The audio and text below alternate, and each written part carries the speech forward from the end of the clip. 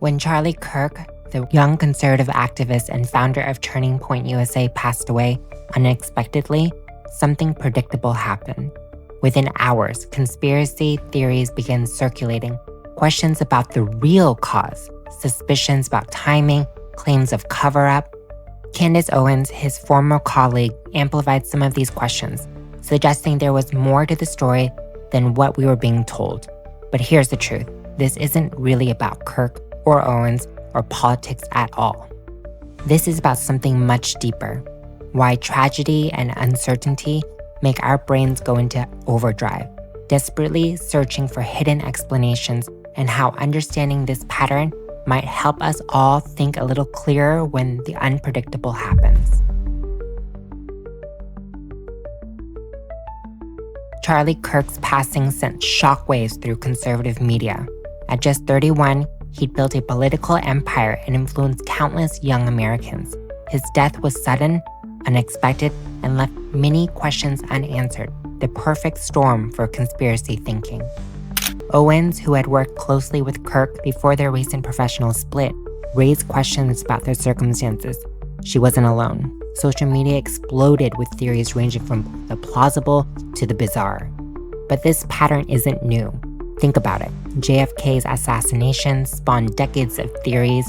Princess Diana's death triggered claims about royal conspiracies. Even Robin Williams' suicide was followed by whispers of foul play.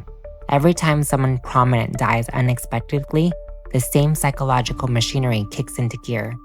It's not about the specific person or circumstances. It's about how human brains handle the collision of loss, uncertainty, and how desperate need to make sense of the senseless events. When tragedy strikes, we don't just grieve, we investigate. We theorize, we connect dots that may not actually connect. And that's where things get psychologically fascinating and potentially dangerous. During normal times, we might notice a pattern and think, interesting. During crisis, we notice the same pattern and think, this can't be a coincidence. The comfort of control when everything feels out of control. Here's what conspiracy theories do beautifully. They restore agency to a powerless situation. If Kirk died due to some hidden plot, then someone was in control. Someone made a choice. The alternative, that young, healthy people sometimes just die for random biological reasons, is psychologically unbearable. We'd rather live in a world with evil puppet masters than a world with terrible things happen for no reason at all. When we're emotionally invested, whether through grief, anger, or shock, confirmation bias becomes a supercharge. Every piece of information gets filtered through our emotional state. Details that support our emerging theory feel crystal clear, while contradictory evidence seems suspicious or irrelevant.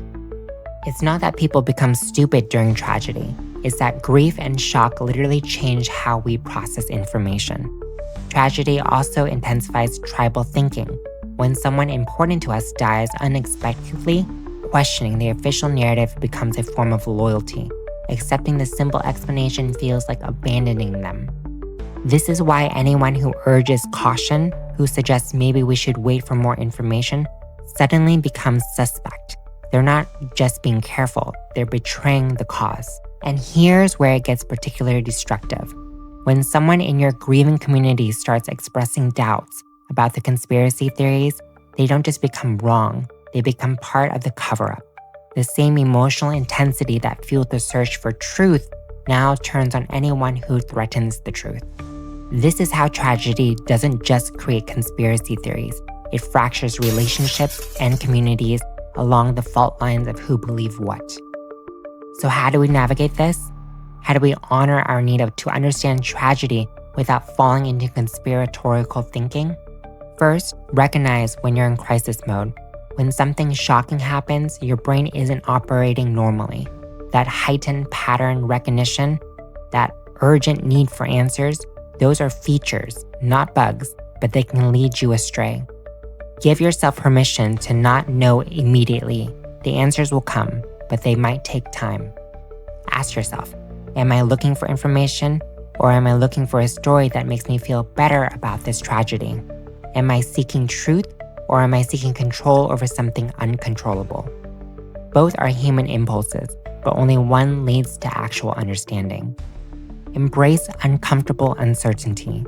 Here's the hardest skill: getting comfortable with I don't know and I may never know. Sometimes people die young. Sometimes there are no deeper meanings. Sometimes tragedy is just tragedy. Conspiracy promises to make sense of senselessness. But maybe the real growth happens when we sit with senselessness and still find meaning in how we respond to it. Charlie Kirk's death was a loss for many people.